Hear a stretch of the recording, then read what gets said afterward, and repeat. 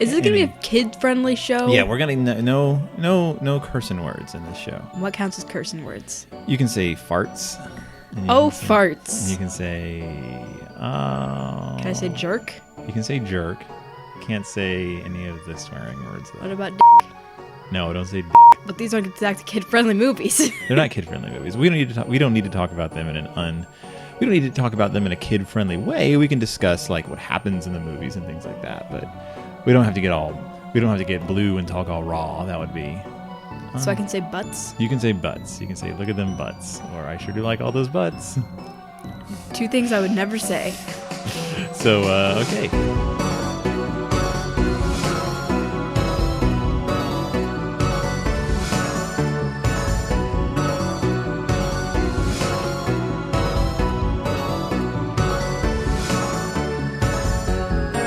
So, whenever we want to begin, I guess we'll begin. We don't really have a title for this show yet. No, we don't. No, I have not come up with anything that sounds good. I was tossing around ideas like Guillermo, teenager, and their dad. The teenager dad, Toro, Del Teenager. Del Teenager. Del Teenager sounds like a terrible store in the mall where you could buy like... It's like Del Taco, but teenagers. How do you even know what a Del Taco is? What do you mean? Where's there a Del Taco in your life? The internet? But I mean, okay, do you go to the Del Taco website? Do they still exist as Del Taco? Yeah. Because I grew up with Del Taco. Del Taco existed in my neighborhood before there was even a Taco Bell. Like Del Taco is where we would get like... They're very popular, or not popular. There's a lot of them in California. Oh, I guess. There was a Del Taco, and then they changed ownership or management or something, and they became really gross. They started putting this gross sauce and everything that we all hated, so we stopped going to Del Taco. And then they closed down and became... Taco Bell? A Taco Bell. But no, we were loyalists, Del Taco loyalists as kids. Like as a kid, we were Del Taco loyalists as a family when I was a kid. But this isn't about Del Taco. This is about Del Toro. Guillermo. Wow, I'm just not gonna be able to say his name. Guillermo Del Toro. Guacamole. I've known Guillermo. I am Mexican, by the way.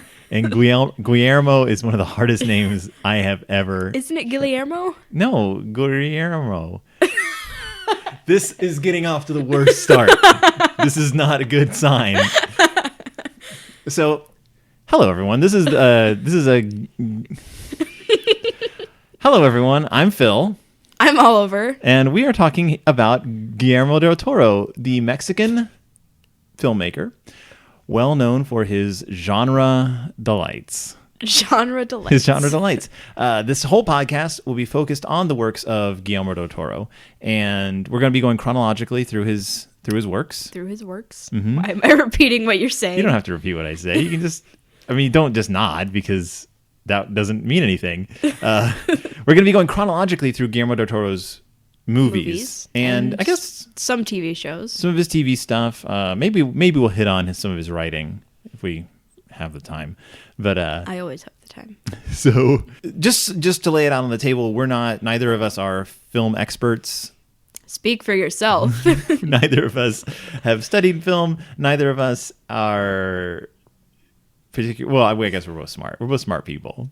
That's very true. But we wanted to really just talk about his movies, and I realized that, wow, there's only a few of them. Like, he hasn't put out a whole lot of films yet because he works a long time on his movies, which is good because then they're really good. Yeah, and he's only been making movies since the late 90s. So and at the pace he makes them, he's only got out like 8 or 9. We can just sit here and count our fingers. Let's see: Cronos, Mimic, Devil's Backbone, Hellboy 1, Pan's Labyrinth, Hellboy 2. Is that when Pacific Rim comes in? I think so. Pacific Rim and Crimson Peak. That's good because I almost said Crimson Tide, and that's a whole other movie. It's not Crimson Tide. So that's just 8? Is it just the 8? I feel like there's more. And then in between, he did the Strain pilot and produced a ton of stuff. It was because of the gap where he almost did The Hobbit. Right. And that was when he was producing The Hobbit for so long. So I believe those are all of his films. So we've only got 8 major films. Troll hunters.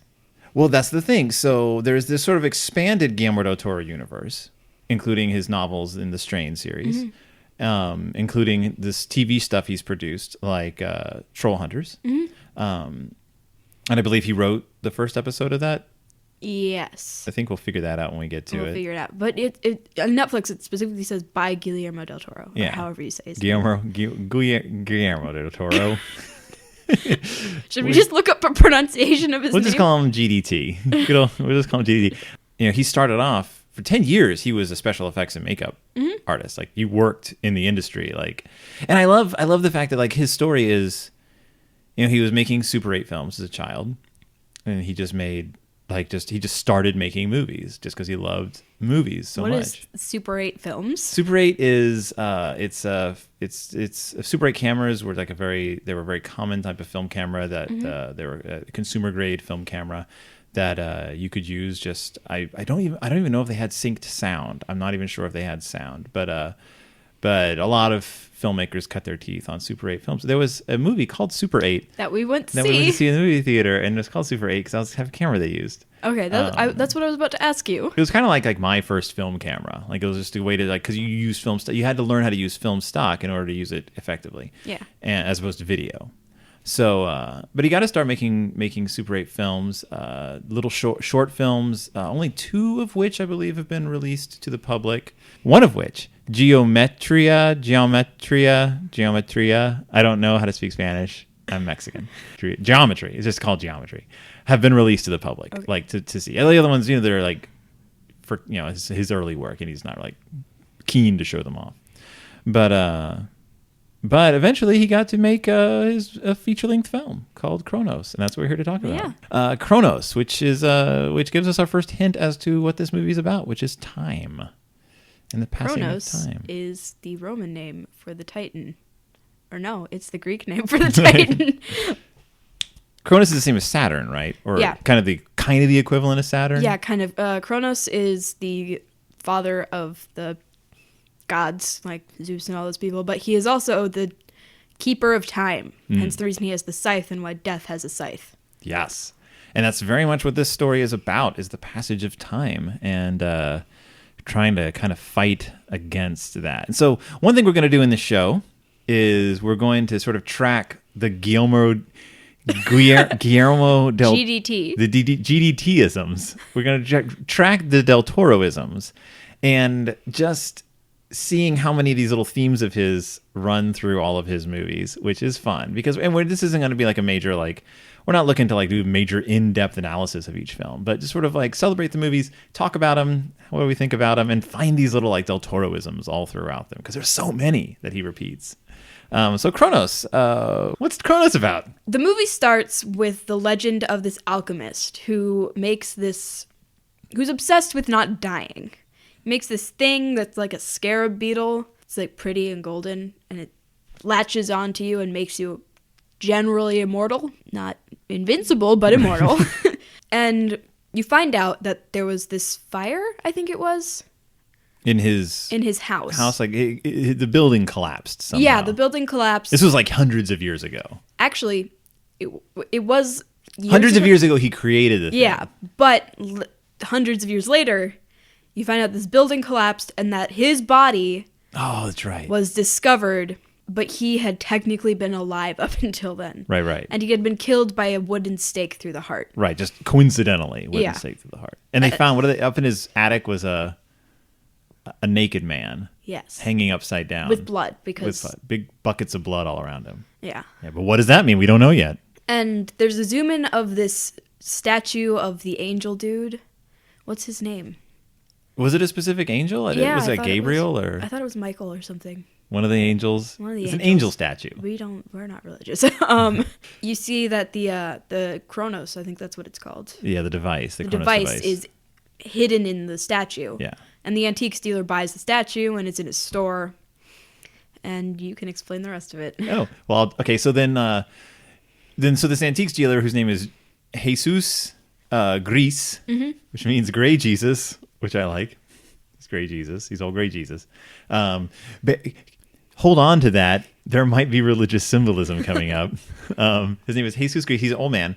He has a little granddaughter, and he lives with his wife, who it took us a while to figure out that was his wife. I thought maybe it was his daughter at first because she seems a lot younger than him, but I think it's because they play up how old he is originally because they do some de-aging stuff later on.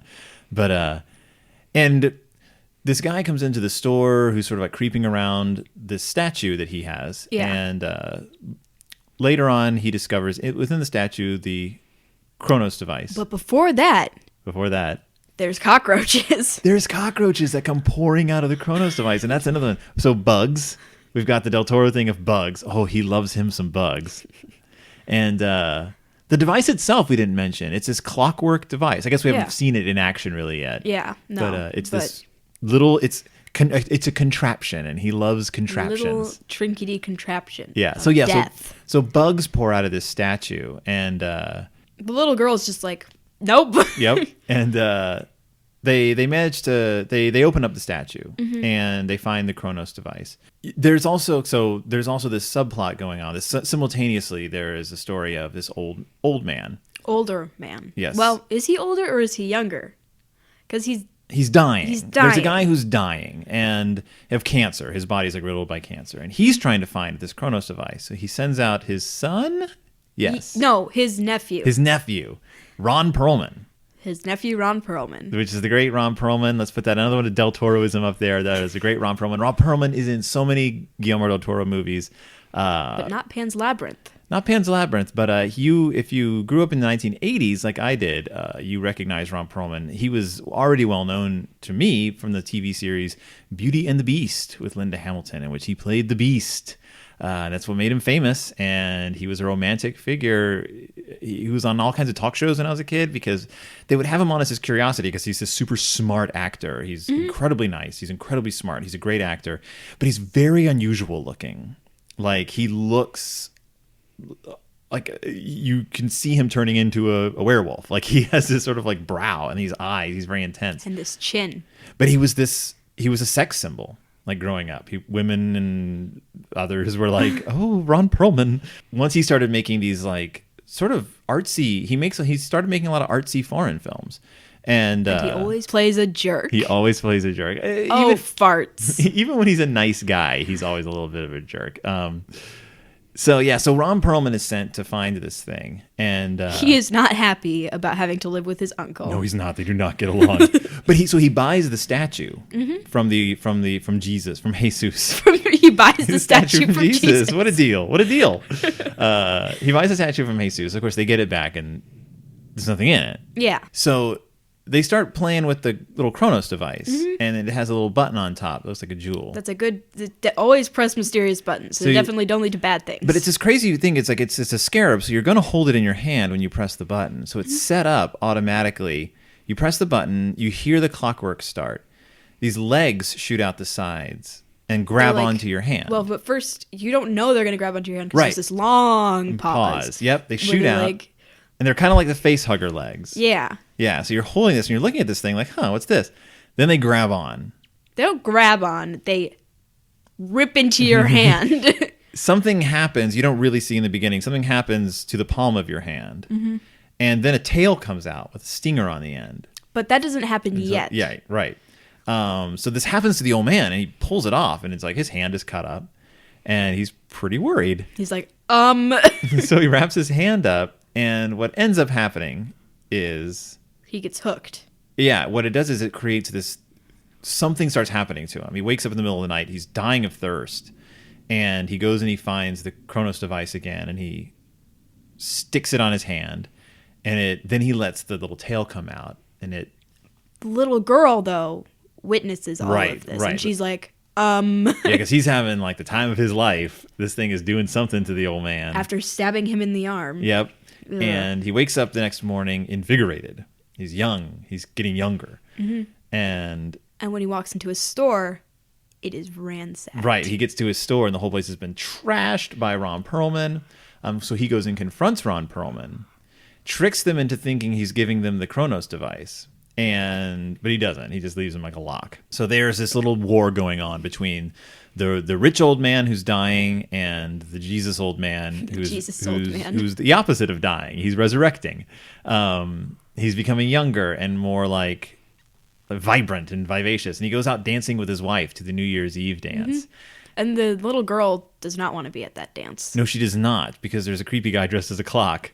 In case you forgot, this is a movie called Cronos, and it's about time. There's a creepy guy dressed as a clock. It's a New Year's Eve dance.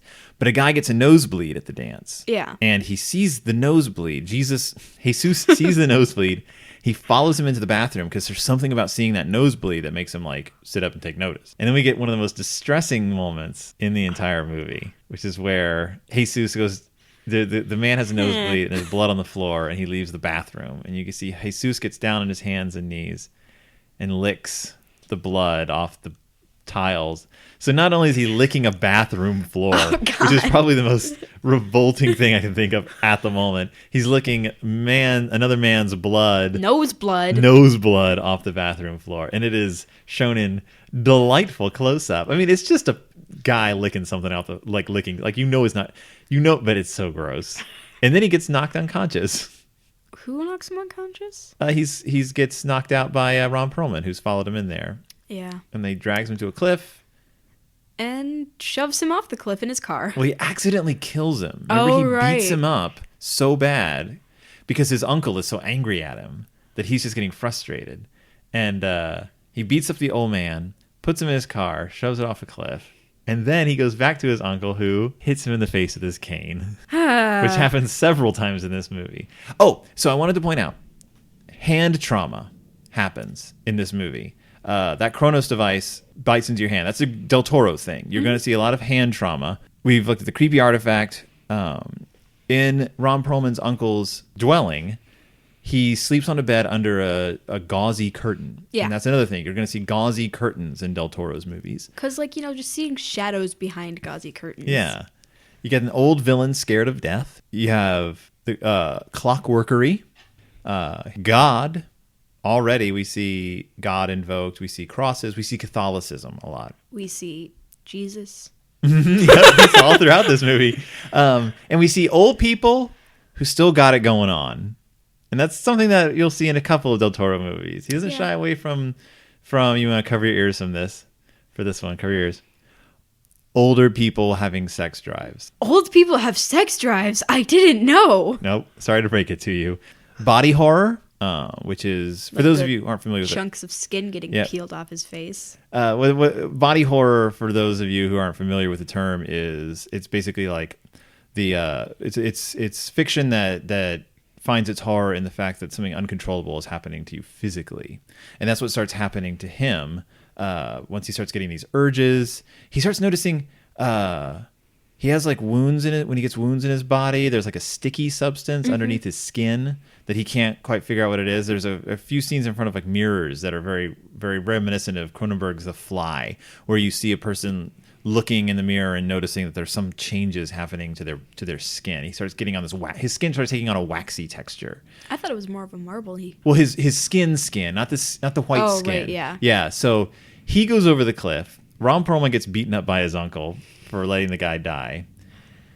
He dies in the accident. Like, you hear his thoughts. Yep. You hear his thoughts. He gets taken to the coroner. Or like he's getting a funeral home, like he's dead. They sew up his mouth. They get him ready for cremation. And then on the cremation table, as they're about to wheel him in, when they're not looking, when the guy who's about to wheel him in isn't looking, he gets out of the casket, the wooden box, scrapes together some clothes, and sets off to. Well, he goes back home and he finds his granddaughter again. But not his wife. But not his wife. He doesn't want her to see him like that. That's why he writes a bunch of letters that he keeps dictating letters or writing letters. He's writing. I remember the little girl has like a tray of letters that he's thrown away just because he can't phrase it correctly. Something's happening to his body. His skin is starting to peel away, and underneath it is like this white marble-like skin. He can't be in sunlight anymore. It hurts him to be in the sun. And he knows that he has a craving for blood. Now, we haven't used the V word yet. Vampire. Oh, I was like, what's the V word? We haven't used the vampire word yet to talk about this movie, but this is definitely a version of the vampire movie. Vampirism, another Del Toro thing. He comes back to vampires time and again in his stories. Blade 2. Oh, did we forget Blade 2? Yes, we forgot Blade 2. 2. That's it. We forgot Blade 2. Blade 2, he comes back to vampires in. The Strain, obviously, he comes back to vampires in, and he is a big proponent of the trope, our vampires are different. He's always trying to do something different with vampires. Make them a little gruesomer, make them a little more animalistic, or in this case, like the product of technology. Mm-hmm. Like this weird hybrid of technology and magic? No, because it's not even magic. It's alchemy. Yeah, I guess. And it's biology. It's that little insect, that bug. Which we've finally gotten to see at this point. Right. So there's a bug living inside the Cronos device. Which is also immortal? Well, there's a whole scene where he confronts the other old man, the man who's dying of cancer, and who has a book about the Cronos device, where it's like, well, it was the original Alchemist book. Yeah. And there's some weird talk about how like insects are inherently immortal, which is weird because I'm like, I don't think they are, but who knows? There's an insect inside the Cronos device that feeds on your blood, and then it injects, when you let the stinger into you, it injects you with something that is keeping you alive. But so his body is falling apart, and he goes to confront the old man who's dying. Jesus goes to confront the old man. Jesus. And that's when the old man's like, you need blood. Like, you need human blood. You haven't figured that out? Like, you need human blood. Oh, and the girl is there this entire time. Right. He brings his granddaughter with him, like, to break into this warehouse to, like, have a final confrontation with the old man. And he just shoves her in through this. And she, like, wails on the guy because the old guy gets her grandfather in a pretty sticky situation, and she comes up and just clocks him with that cane. He has this cane, this like marble-headed cane. This little girl, and I mean, she's like, what, like 6, 7? Yeah. She just clocks the donkalus out of him, and then they beat him almost nearly to death. Don't they kill him? No, Ron Perlman comes back and steps on his neck, breaks his neck. I know it sounds really brutal. It's a brutal little film, but it doesn't revel in its brutality. It's that Del Toro. It's almost so heightened in its cartoonishness that it's not as queasy inducing as it sounds like. It's so stylized. And the little girl doesn't talk. Yeah, she says like 2 words in the whole movie. Yeah, which I think was a nice little addition to it. Yeah, she's just very quiet. She doesn't seem particularly traumatized by all this, but I can only imagine what's going to happen. But eventually he just starts peeling his skin off. We forgot about the roof fight scene. Does that happen before or after he starts peeling his skin off? It happens before, because he starts peeling his skin off when he's dying. Oh, that's right. He and he also sleeps in a coffin at one point, or in her toy trunk. Yeah. She's got this toy trunk full of creepy old toys. Dolls. She just lives on the roof. Right. It's like her like little like play space bedroom is on the roof of their building in like a refurbished like pigeon coop or something. Yep. Like a little greenhouse on top. Yeah. But he sleeps in her coffin at one point. Oh, no. He sleeps in her toy box at one point to get away from the daylight. So. And she just lets him. I think she like suggests it, doesn't she? She opens the toy box. Yeah. And he gets in and goes to sleep. So you're right. So Ron Perlman chases them out onto the roof of the building of the warehouse, and they fight in front of a clock logo. And he tries to kill the little girl. He does try to kill the little girl, and he does not succeed. The old man, Jesus, as in the Bible, tackles him off the top of a building, and they go smashing through the... Not as in the Bible. He tackles him off the top of the building, off this giant sign, and they go plummeting down to the ground where Ron Perlman dies, and Jesus, of course, lives. Oh, because the little girl puts the Cronos device on his chest to save him, which is nice, but then he rips it off. And does what? Dies. What? No, he takes a giant rock and smashes the Cronos device. Oh, yeah. And the bug dies. And the bug dies. Like, that's another thing. That he kills the bug. The bug no longer has immortality. He no longer has immortality. And the final scene is this. At the end of the movie, it cuts to he's laying on a bed in his bedroom. and the little girl is with him, and then his wife walks in and holds his hand, and it ends on this little tableau, this like almost religious looking tableau of him dying in bed. And that's kind of it. There's a lot of Jesus in it. There's a lot. So Del Toro has this thing where he sort of marries the ideas of like science and religion. It's sometimes science and magic, where there's like this weird, there's a really hazy line between which is which. And that's one thing you really start noticing in his movies, is he has a obsession with technology. Okay. The Cronos device is definitely like a piece of man-made technology. Well, singular man-made technology. Yeah. The Cronos device is definitely like an invention. It's a device that was constructed by people. However, the bug comes, but it's still never presented as like a magical bug or anything. It's only presented as something that the alchemist found, or even alchemy though is like the weird marriage of science and magic. Like, it's the attempt to do the unnatural with the natural sciences. Yeah. So maybe the alchemist created the bug. We're never really given a whole lot of backstory on. Maybe the bug is from Pan's Labyrinth. Who knows? Like, but it's definitely a creepy crawly. Like when you see it, like you see it close up. Like, there's these shots inside the Cronos device which are really cool. Not CGI. This is all done practically, and you see this really weird thing inside the Cronos device. It looks like a giant mosquito. Yeah, kind of like a giant mosquito. Mixed with like a stinging bug. Yeah, like a scorpion-esque, like almost an arachnid, but more pulsating than that. And drinks blood. Because the tail itself is... The thing that comes out to stab you is around its tail. Oh, you're right.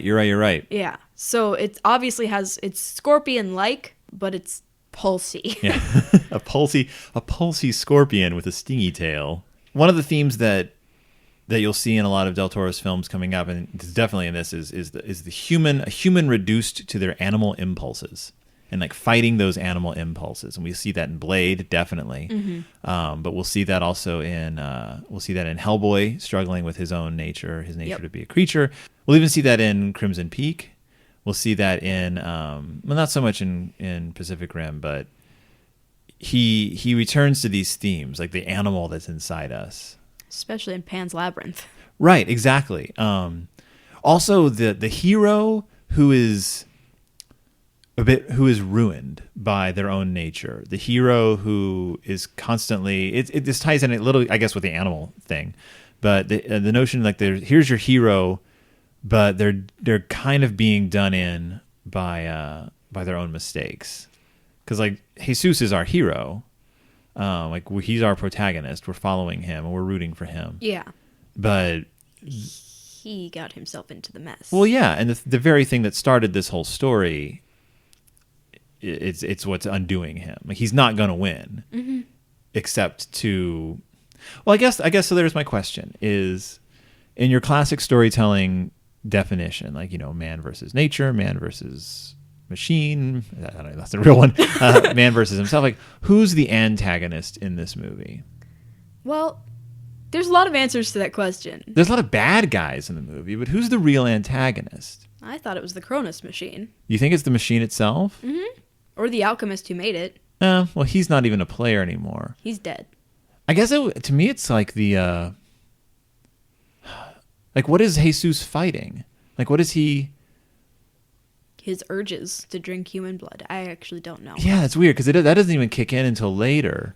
Like the obvious answer would be the evil old man who just wants to live forever. But he's just a bad guy. Yeah, he doesn't even come into. Like, he doesn't even meet Jesus until he halfway through and Jesus just walks away. Like he's not keeping Jesus from doing anything. No.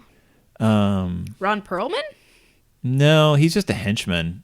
Like he's an obstacle, but he's not an antagonist. Or he's not the antagonist. He's a antagonist. An antagonist. I guess, like, to me, like, Jesus wins in the end. But, I mean, he fights I guess it is kind of the Cronos device, because he defeats the Cronos device in is the it end. the Cronos device, or is it the idea of immortality? Okay, well, let's take a look at that. So we have two old men in this story. Mm-hmm. We have Jesus and the other guy whose name I cannot remember. The evil villain dude who wants to live forever. The villain. Who, I mean, we don't know. I mean, we know he's willing to do a lot of stuff with his, like, henchmen. Yeah. To get his way. We don't know how evil he actually is. I mean, he runs a business. Yeah. We don't know if it's a good business or not. We know that Ron Perlman in this movie definitely has some issues. He has issues. He has uncle issues. And wanting to murder little children issues. But we have two old men who are both, we have one man who's dying and trying to gain immortality. We have one man who's accidentally gained immortality and isn't happy with the outcome. I don't think I would be either. Yeah, and it's a tainted gift because he's forced to subsist on human blood, and it's just, and his skin is peeling off, and he's turning into a monster. Yeah, like he's literally becoming a vampire, but not like a sexy vampire either, not Edward Cullen, like a creature of the night. And so you have these two old men who are working, who want the same thing. They both think they want the same thing, which is youth and health.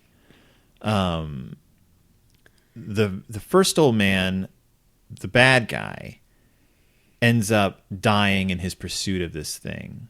In his pursuit of not dying. Right. Like in his pursuit of this object, this Cronos device. But it's Jesus who chooses death over the immortality that's offered to him. Like he could keep using the Cronos device and go the way of the alchemist, who you assume is like killing people left and right after a while just to get their blood. How did they not notice that? Who knows? Just like kidnapping people and draining them of their blood. So Jesus chooses death, and in that way he overcomes the Cronos device. Like he wins. Like he dies, but he wins. Mm-hmm. He beats it in that like sort of poetic way. Like I'm better than you. I'm bigger than you. I'm more powerful than you. But is he? I think so. I mean, I think the ending is happy. He dies. It's bittersweet, but he dies surrounded by his family. That little girl's going to have some issues. That little girl's going to have some serious issues if she already didn't. She's going to start identifying cockroach men after a while with her spoons. Stay tuned for Mimic. But I'm so confused at first. I was like, what? But so you have this. He's presented as almost a Jesus figure. He's named Jesus, like he's given the name Jesus. He's named Jesus. Yes, I know, but we all know that that's Jesus. Yes.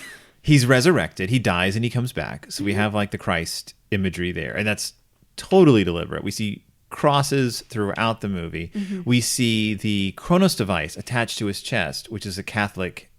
It mirrors the Sacred Heart imagery with the bloody heart at the chest of, so it mirrors that. Like you get this sort of distorted religious imagery, but he ends up dying in the end. Because he chooses death to save his granddaughter because she's cut. She ends up receiving a cut. Yeah. And he starts wigging out. Yeah. So he starts freaking out because he wants to get her blood, and that's when he smashes the Cronos device. Yeah. So in a way, he does die to save her. So I guess there's like a Jesus parallel. It's tricky. Like it's intentionally tricky. It's intentionally tricky. It's not black and white. It's not allegory. It's symbolic. It's symbolism. It's not allegory. He dies to save the lives of people after him. Yeah. He doesn't want to go down that path. I was talking more about other people going down that path after him. I don't know what you're talking about. Well, like, he doesn't just die. Yeah. He destroys the Cronos device. He could have left that around. Right. And just I see what you're saying. Like, to keep it from falling into anyone else's hands. Right. He got rid of it for good. Unless there's more of those bugs out there. But who knows? We don't know if there's other Cronos devices. Yeah. But that'd be... No, because then we'd end up with a whole, like, Hellraiser type series with all these Lamar Sean's boxes, and that series went downhill pretty quickly. I don't know what you're talking about. So, Hellraiser, which actually has a little bit of parallel with this, in the sense that Hellraiser is about a device that was created by an inventor to access not immortality in the case of Hellraiser, but to access like the other side. and it's a puzzle box. And when you solve the puzzle Oh, box, Hellraiser. yeah, when you solve the puzzle box, you bring in the powers of darkness. But I guess there are parallels. That whole like, this is a device created by people to access something that's metaphysical, and also that will give you what you want. Like both devices give you exactly what you want, but it ends up being a terrible thing. So yeah, I think there is an avenue to go down comparing Hellraiser with Cronos. But that's not what we're here to do. But that's not what we're here to do. We are not exploring the works of Clive Barker. We are exploring the works of Guillermo del Toro, fashion icon, with his culinary specialist, beard aficionado, not Hobbit director, but Blade 2 director. Forgive us for forgetting Blade 2. Oh, wait. What do you think about Cronos? Like, do you like it? It was a really good movie. Yeah? Yeah, I don't usually like old movies. And it's not even that old. It's not even that old. But you were definitely not born when it came out. No. No. Oh, I thought you said you were definitely not bored when it came out. And I was like, I wasn't alive. You weren't alive. No, I saw Cronos in college when it was first released on video. I had read about it in the paper. It got like limited release, like in art house films, theaters in America. And I got it as soon as it came out on video just because I'd read some interesting things about it. I watched it with my friend Liza. I just remember she lived in our dorm. And I was like, hey, you want to watch this movie? I don't want to watch it by myself because it's scary, I think. And I just remember she was like, this is really weird. And I just remember thinking, this is a really odd film. I liked Ron Perlman. I liked that it was an unusual. It didn't go the direction you think it's going to go. Yeah. And it had an interesting take on vampires. I don't know. I think I'm going to prefer the Strain's take on vampires. But I do like Cronos. I think it's a movie that I think I go back to it every few years, happily revisit it. This is the first time I've seen it. Yeah, it's not perfect, but it's definitely a good starting place, I think, for a director. Like, no one points to it as his best film, but it is still his first film. But that's a good place for it. Like, you don't want your best film to be your first film. No, that's a terrible, terrible, terrible thing to do. Because then it's just all downhill from there. So Cronos, I give a big thumbs up. Oh, yeah. Totally worth the watch. Yeah, if horror isn't your thing or really depressing movies aren't your thing, don't watch it. Right. Yeah. If you're not, obviously. But if you're not into horror, what are you doing listening to Guillermo del Toro podcast? That's really weird. Like, I guess maybe you saw Pacific Rim and you were like, what else? What other giant robot movies has this guy done? None more. He has done none more giant robot movies. None more. But no, there's a great Criterion edition of Cronos with a great packaging, just great everything. If you want to pick up the Criterion edition of Cronos, well worth the pickup. Next time, our movie will be Mimic. One of my favorites. You like the Bugses. Boy, do we have a Bugsy movie for you. Also, a quite Miramaxy movie if you grew up in the 90s watching movies. So if you want to take a look at Mimic, his next movie, his first major Hollywood production, one that left people... Which he hated doing. It left a lot of people very disappointed. It was a troubled production. But I still think, even though it's not a perfect film, it's got some great things going for it. We'll find more Del Toro-isms in there. Bugses. Spoons. Clockwork. Old men. Spoons. Quiet kids. Spoons. And shoes. And spoons. I'm Phil. I'm Oliver. Join us next week when we'll have a title for this podcast.